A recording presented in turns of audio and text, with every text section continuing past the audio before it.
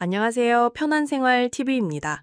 오늘은 집에서 안전하게 지내는 법부터 요양보호사 급여, 수당 변화, 그리고 앞으로 달라질 돌봄 인력 정책까지 영상 끝까지 들으시면 바로 오늘부터 신청하고 챙길 수 있는 정보가 아주 많습니다. 먼저 오늘 이야기의 큰 흐름을 편하게 잡아볼게요. 첫째, 혼자 계실 때도 안심할 수 있도록 집안에 안전장치를 설치해드리는 제도가 있습니다. 둘째, 말벗, 안부 확인, 외출 동행, 가사 지원처럼 생활 전반을 도와주는 노인 맞춤 돌봄 서비스가 있습니다. 셋째, 요양보호사로 일하시거나 준비하시는 분들이 꼭 알아두실 최저임금과 추가 수당, 그리고 앞으로 추진될 인력 양성 제도 변화가 있습니다. 자, 하나씩 쉽게 들어가 보겠습니다. 이제 첫 번째 주제입니다. 집에 안전장치를 무료로 설치해드리는 제도, 바로 응급안전-안심 서비스입니다. 혼자 지내시는 부모님이 밤에 화장실을 다녀오시다가 미끄러지는 상황, 혹은 가스불을 깜빡하고 켜둔 채 잠깐 외출하셨다가 위험해질 수 있는 상황, 이런 때가 가장 걱정이죠. 이 서비스를 이용하시면 집안의 화재를 감지하는 기기, 움직임이 있는지 살피는 활동량 감지기, 문이 열리고 닫히는지 알려주는 출입문 감지기, 그리고 급하게 도움을 요청할 수 있는 응급 호출기 같은 장치를 설치해드립니다. 평소와 다른 이상 신호가 포착되면 담당 인력과 119로 신속히 연결되도록 시스템이 돌아갑니다. 그래서 혹시 밤 시간대에 움직임이 일정 시간 이상 없으면 먼저 전화로 안보를 확인해 드리고 필요하면 바로 현장 대응까지 이어집니다. 여기서 많이 주시는 질문을 자연스럽게 이어서 답해 드릴게요. 어떤 집에 설치되나요? 라고 질문 많이 주시는데요. 노인 1인 가구뿐 아니라 노인 2인 가구나 조손 가구, 그리고 장애인 가구 등처럼 돌봄이 필요한 가정으로 범위가 넓게 운영이 됩니다. 여기에 해당되는 세대라면 꼭 신청해 보세요. 비용이 드나요? 하고 물어보시면 혼자 사시는 어르신의 경우에는 소득 기준을 넓혀서 예전보다 훨씬 쉽게 지원을 받을 수 있도록 바뀌었습니다. 지자체별로 세부 기준이 조금씩 다르긴 하지만 기본적으로 무상 설치를 원칙으로 운용하고 있습니다. 신청은 어디서 하나요? 라는 부분도 궁금하시죠? 거주지 기준으로 가까운 동행정복지센터, 흔히 주민센터라고 부르는 곳이죠. 그곳에 전화하시거나 방문하셔서 응급안전안심 서비스 신청하려고 합니다 라고 말씀하시면 됩니다. 가족이 대신 신청하셔도 됩니다. 신청하실 때 작은 팁을 드리면 도움이 더 잘 됩니다. 어르신 본인 연락처와 보호자 연락처를 정확하게 남겨두시고요. 평소에 복용하시는 약, 고혈압이나 당뇨 같은 지병, 그리고 최근에 넘어지신 적이 있는지 같은 건강 정보를 간단히 정리해서 알려주시면 혹시 상황이 발생했을 때 훨씬 빠르게 판단하고 도와드릴 수 있습니다. 두 번째 주제는 생활 전반을 도와드리는 노인 맞춤 돌봄 서비스입니다.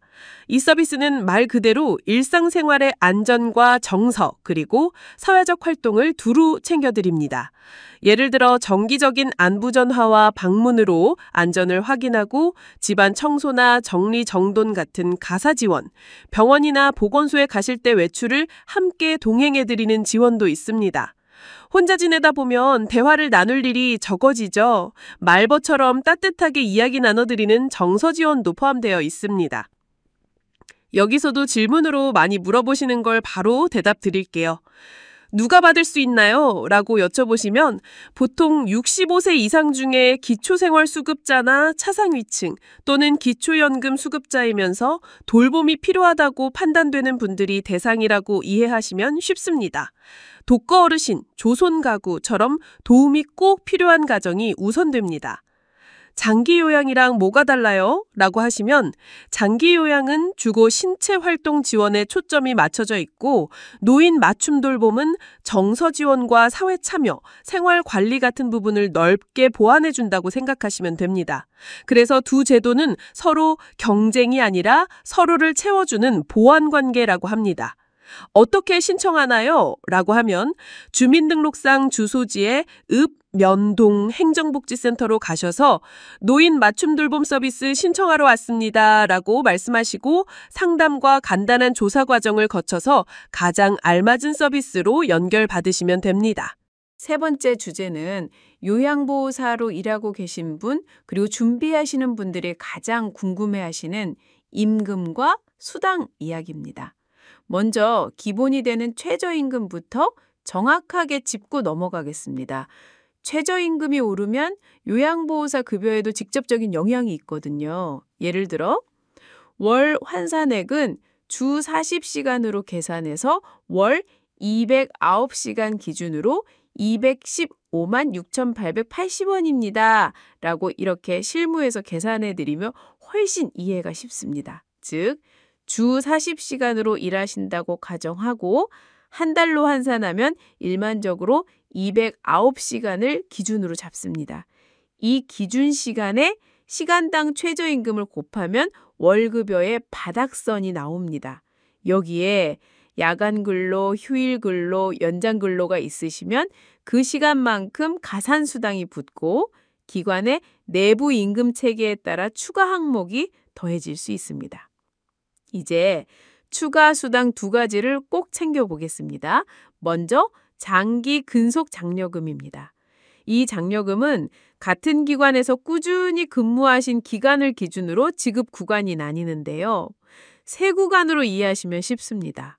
3년 이상이면 매월 6만 원, 5년 이상이면 매월 8만 원, 7년 이상이면 매월 10만 원을 받으실 수 있도록 설계되어 있습니다.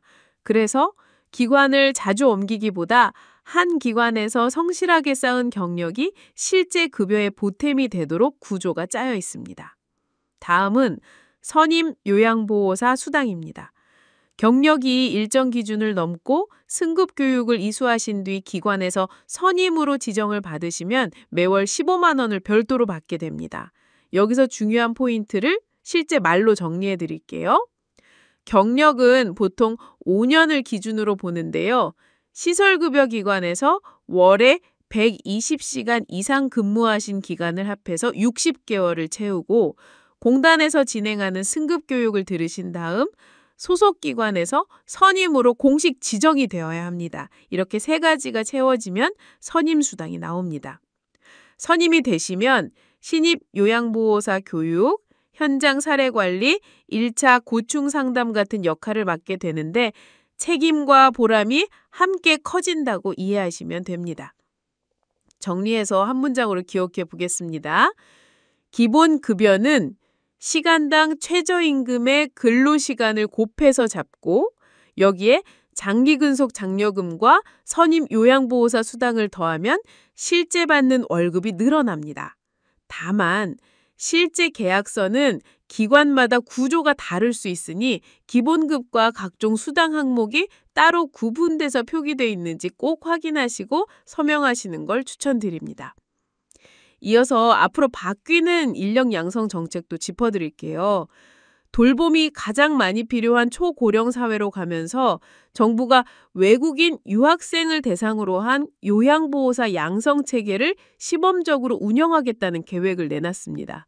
쉽게 풀어 말씀드리면 2026년도 1학기부터 전국 여러 대학에서 요양 관련 전담 학위 과정을 개설해서 외국인 유학생들이 체계적으로 교육을 받고 한국어도 맞춤형으로 배우고 자격 취득과 취업까지 이어지도록 전 과정을 관리한다는 내용입니다. 시범 기간은 2026년부터 2027년 2년을 보고 있고요. 현장에서는 기대와 우려가 함께 있습니다. 인력난을 덜어줄 수 있다는 기대가 있는 반면 현지 일하고 계신 분들은 고용 안정과 임금에 대한 걱정도 내놓고 계십니다. 결국 중요한 건 현장의 품질을 높이고 이미 계신 분들의 처우도 함께 개선되도록 균형 있게 설계되는가 하는 점입니다. 편한생활TV는 이 부분을 계속 따라가면서 실제 현장에 도움이 되는 방향으로 정리해 드리겠습니다. 이제 바로 따라하는 신청 체크를 말로 알려드릴게요. 메모장 여유 있으시면 잠깐 적어두셔도 좋습니다. 먼저 부모님이 혼자 지내신다면 오늘 바로 거주지 주민센터로 전화해 보세요.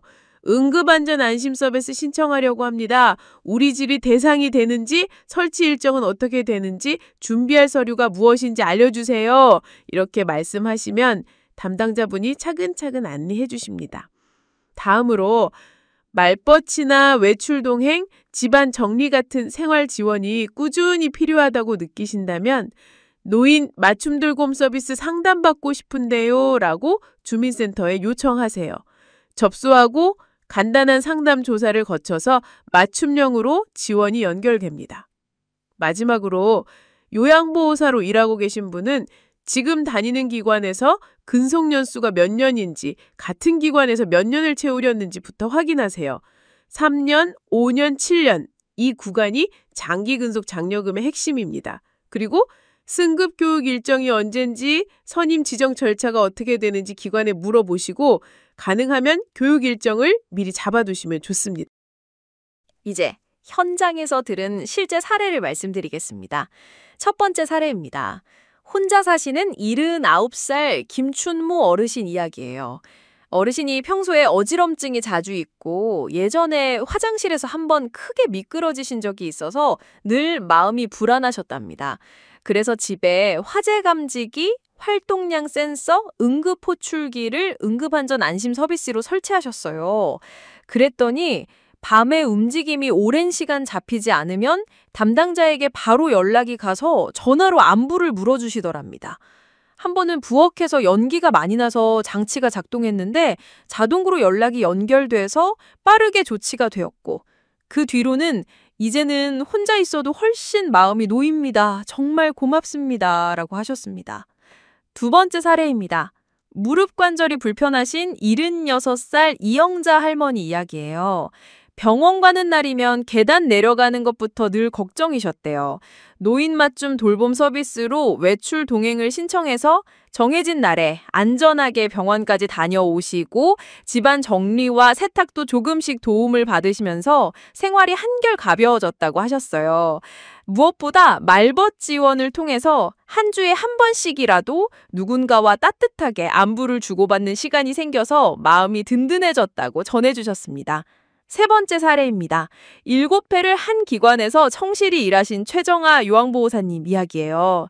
같은 기관에서 7년을 채우시면서 장기 근속 장려금으로 매달 10만 원을 받게 되셨고, 승급 교육을 이수한 뒤에는 기관에서 선임 요양보호사로 지정되셨습니다. 그 이후로는 매달 15만 원의 선임 수당이 추가로 붙어서 내가 해온 시간이 인정받는구나 하는 보람이 커졌다고 하셨어요. 동시에 신입 선생님들을 현장에서 챙기고 사례 관리를 도우면서 책임감도 더 느끼게 되었다고 말씀하셨습니다. 마지막으로 많이 헷갈리는 부분들을 말로 정리해 드릴게요. 응급안전안심 서비스 소득이 있으면 안 되나요? 라고 묻곤 하시는데요. 혼자 사시는 어르신의 경우에는 예전보다 기준이 넓어져서 신청이 훨씬 쉬워졌습니다. 다만 지자체별로 세부 기준과 설치 우선순위가 있을 수 있으니 내 구청, 군청, 구에서 운영하는 주민센터에 전화로 꼭 확인해 보세요. 선임 요양보호사 수당은 자동으로 주나요? 라는 질문도 많습니다. 자동이 아닙니다. 경력 기준을 채우시고 승급 교육을 실제로 이수한 뒤에 기관에서 선임 역할을 맡도록 공식 지정이 되어야 합니다. 지정이 확인되면 매월 15만 원의 선임 수당이 별도로 지급됩니다. 장기 근속 장려금은 기관을 옮겨도 이어지나요? 라는 부분도들 헷갈리시죠? 원칙은 같은 기관에서 쌓은 근속 연수를 기준으로 봅니다. 그래서 이직 계획이 있으시다면 장려금 구간을 채운 뒤에 이동하시는 게 유리할 수 있습니다. 월급 계산이 매번 왜 다르게 나오나요? 라고 하시면 기본은 시간당 최저임금에 월 209시간을 곱한 값으로 바닥선을 잡고 근무 형태에 따라 야간, 휴일, 연장 같은 가산수당이 더해지고 장기 근속 장려금과 선임수당 같은 추가 항목이 붙습니다. 기관마다 임금 체계와 수당 표기가 다를 수 있으니 계약서에 항목별로 나뉘어 적혀 있는지 꼭 확인하셔야 합니다. 자, 오늘 내용 한 문장으로 정리하고 마무리하겠습니다. 집에는 응급안전 안심 서비스로 안전을 먼저 챙기시고 생활 전반은 노인 맞춤 돌봄 서비스로 보완하시고 요양보호사로 일하시는 분들은 근속과 승급교육, 선임 지정까지 이어가시면 수당과 보람이 함께 늘어납니다. 오늘 들으신 내용 오늘 바로 전화 한 통으로 시작하실 수 있습니다. 거주지 주민센터에 문의하시고 가족 중에 해당되시는 분이 있으면 꼭 알려주세요. 오늘도 끝까지 함께 해주셔서 정말 감사합니다. 도움이 되셨다면 구독과 좋아요 그리고 알림 설정까지 꼭 부탁드립니다. 다음 영상에서 뵙겠습니다.